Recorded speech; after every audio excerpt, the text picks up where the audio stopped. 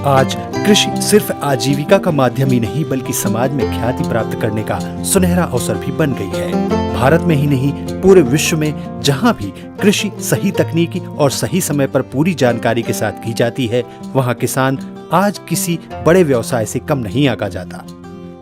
उन्नत किस्म के बीज द्वारा अच्छी फसल लेने के लिए हमारे साथ हैं ईगल सीड्स के वरिष्ठ वैज्ञानिक डॉक्टर AN श्रीवास्तव, जो भारत में सोयाबीन के क्षेत्र में कई बेहतरीन बीज विकसित कर चुके हैं व अभी भी प्रयासरत हैं।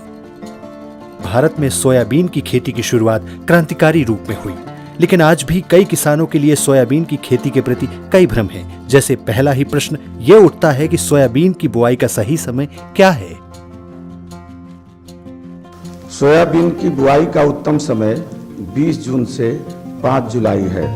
इसी समय खरीफ की अन्य फसलें धान, मक्का, ज्वार, बाजरा, उर्द, मूंग और कपास मुख्य तौर पर ली जाती है। रबी के मौसम के बाद खरीफ में सोयाबीन की फसल मुख्य तौर पर बोई जाती है। शायद आप जानते हो या नहीं, लेकिन मध्य प्रदेश एकमात्र प्रदेश है जो पूरे भारत के लिए सोयाबीन की आपूर्ति करने वाला एक प्रदेश माना जाता है।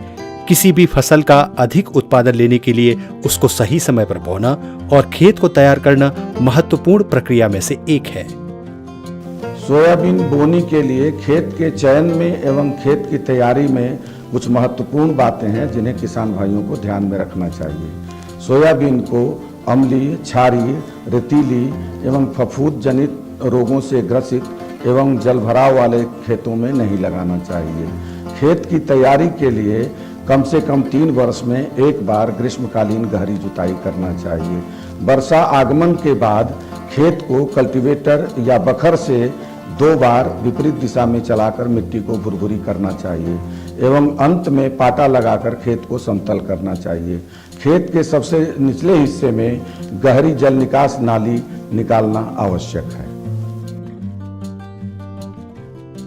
किसान है तो खेती है और खेती ही भारत है। तो जल्द ही फिर मिलेंगे नई जानकारी के साथ।